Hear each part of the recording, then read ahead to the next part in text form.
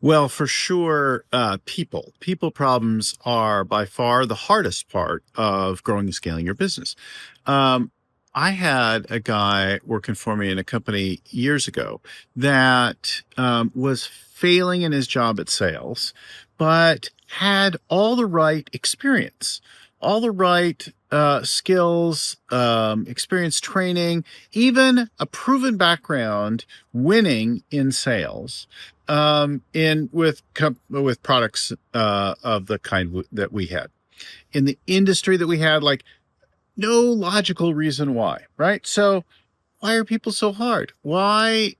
What was it that I was missing? Did he hate our company? No, he had our values. He loved our company. You could see it, like it was right there, like the passion for the business, and yet he was failing, right?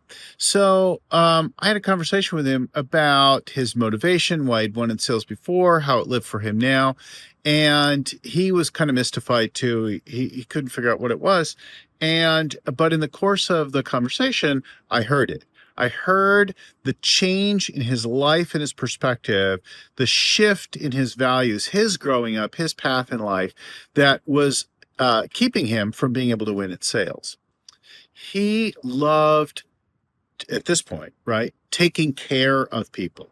He loved being of service. He loved helping people, but the need to win, the need for money, the need to like close something, gone. So the earlier drive that he had that was more materialistic and competitive in nature was gone, but the desire to take care of people, to be helpful, that kind of thing was very high. So I had a hunch, and I said, "Hey, let's try something. Let's move you into a service role." And suddenly he took off. Suddenly he was thriving.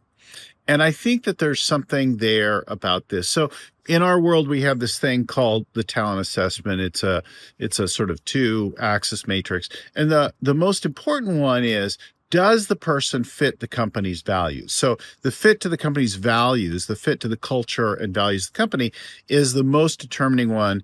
That's your top to bottom, right? To be technical.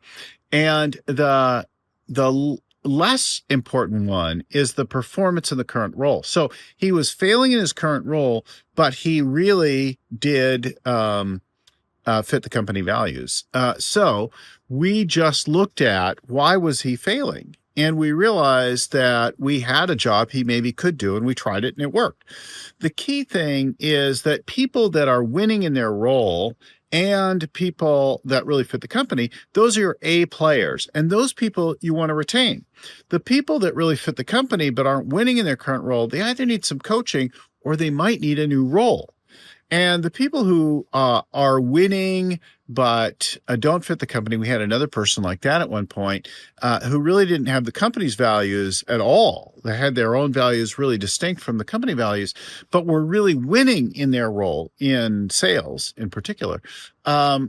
Actually are creating a lot of damage to most companies, either internally or externally, because they're winning, they're doing stuff, but they do it with a lot of commotion. They leave messes in their wake. They do things that aren't consistent with the values, and those things aren't sustainable over time. So retain them, train them, or move their job. The people who are performing but don't get your company values, aren't a match for that, are creating big messes for you. You got to get rid of them.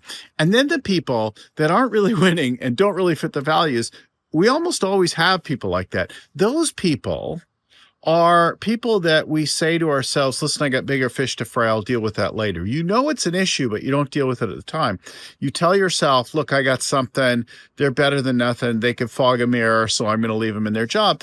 But in fact, the A players, the people in the upper right, the people that are winning and fit the company, those people really hate working with the people that are just filling space, right, and going through the motions.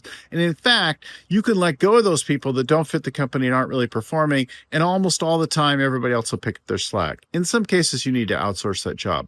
So that's our look. That guy, I moved him from sales to service. He thrived. He was a great contribution. He helped us actually hire his replacement, somebody with a little more need to win and a little more financial motivation, who did who did fantastic in sales not long after. So anyway, I hope that's been helpful. Figuring out people problems is by far the hardest. It's certainly easier with the outside eyes of a coach or the listening of a coach in your business. If we can help you, let us know.